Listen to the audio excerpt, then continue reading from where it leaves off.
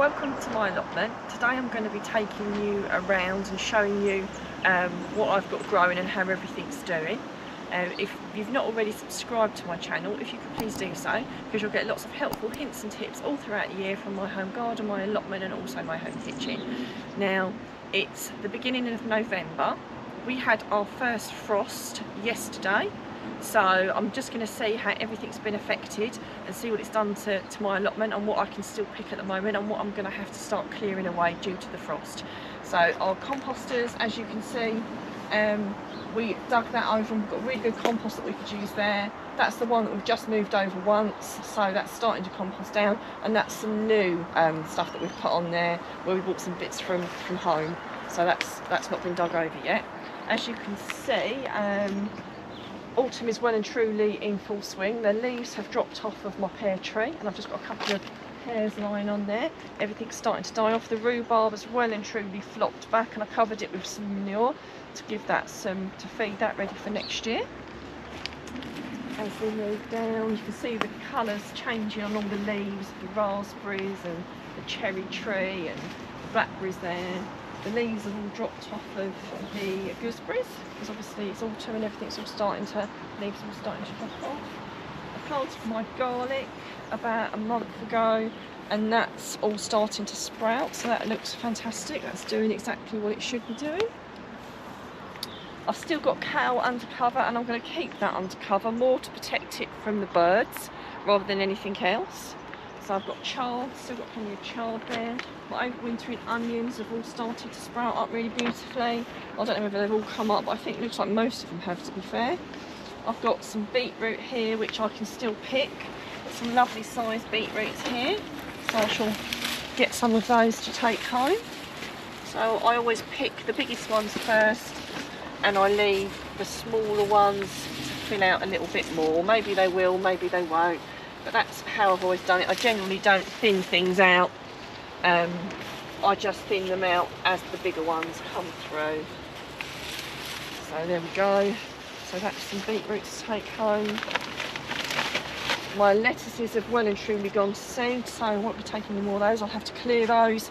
I've got some radishes here which I could pick if I wanted to have in salads. I had a little bit of slug damage, if I'm honest with you. It happens, it's the time of year, so if you're getting a bit of slug damage, you're getting a lot of rain, you're going to get slugs, unfortunately.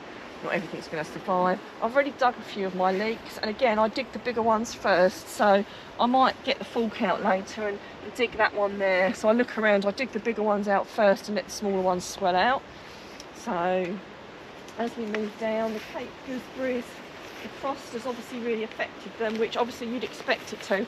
Unfortunately, these didn't really come along early enough. I've had a few, but really not that many. So I'm going to have a bit of a rummage through here to see whether I can find any that are worth picking and taking home.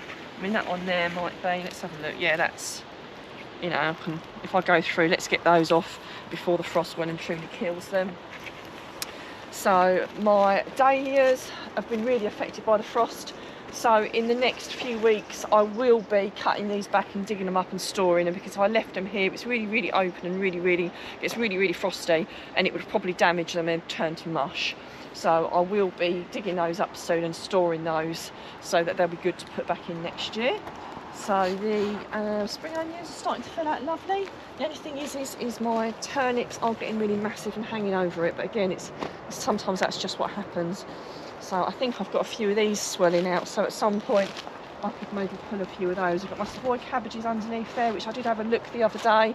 They're coming on really nicely, but obviously nowhere near ready to start pulling yet. I'm probably going to put something else over this, like the Enviromesh, because that fleece might be a little bit too flop around a bit, but I'll see how it goes. For the time being, that will do. I've still got a few carrots in there, which I'll probably get the fork out and start digging some of those up, and I've still got some of my other beetroots in there as well, and also my parsnips. I've had a few parsnips. Everyone says that parsnips taste better after the first frost. Well, we'll see, shall we? I've got to be honest, I've dug a few already and they tasted fine before the frost, but hey ho. But yeah, so I've still got plenty of those. I can dig those as and when I want. My fennels really haven't filled out much, so with the frost there's every chance it might kill them, so I'm probably going to have to just cut what I've got. Even though they're not very big, I can still put them in a salad or something. So I've left my beans on here because I'm still letting the pods dry out a little bit more. And when you do clear your beans, you never dig the roots out because it actually puts nutrition back into the soil. So I'll just cut them off from the top and I'll leave the roots in there for it to break down into the soil, because that's really good for the soil. As we move up, as you can see, the frost that we had completely obliterated the courgettes and squashes what were there. So what I'm going to do is I'm going to take off the ones that are on here. Because they've been hit by frost, they're really not going to last very long at all, so I must make sure I eat those in the next few days. So I'll get those off. I've only got about 3, but I might as well take them, you know. So courgettes do freeze, so, you know, it's kind of done that for me really. So yeah, so I'll be at some point clearing all this off and covering this bit up ready for the winter. Now the courgettes are well and truly finished, there's no reason for me to leave it the way it is now. So I will lift this up and I will cover it with some of the weed suppressant that I used further down there to stop the weeds from getting any worse. And obviously I'll need to dig up this section that's a little bit weedy here. So as we move up the allotment, I've got my blackcurrant bushes here. As you can see, that some of the leaves have dropped off those. I've actually got lots of what look like little buds already actually forming on this, which is quite amazing. So that's really coming on nicely. One of the things I struggle with is this little bit between the fruit cage and my normal allotment that I dig over, because obviously I don't dig this bit over because everything just stays in there. So I'm actually going to try a little bit of no dig across this bit here, just to see whether I can stop the grass from growing into my main allotment, because that's one of my biggest battles. I find that this tries to grow into my main allotment. My strawberries didn't do very well, they just got loads of bindweed in there, so I'm going to have to do something different with those. So I'm going to have to dig them out of those tubs over there, and I'm going to put my thinking cap on and try and decide what I'm going to do with them, because I really like the idea of having strawberries, but I don't really have enough permanent space. So I'm going to have to think, yeah, have a little bit of a think, and if anyone's got an idea of what I could do with my strawberries, I'd be very keen to hear what you do with yours. As we move up, I've got a few autumn raspberries here still, actually not many, probably barely worth picking, but I will have a little bit of a look round. I might have enough to have with breakfast one morning, and even if it's only enough for breakfast one morning, it's still worth having in my book. So as we move up, I'll obviously have to do a bit of tidying up around here, so a bit of weeding round by this. This is my water butt with my comfrey feed in it that I've been soaking, which I've been using to feed the garden with.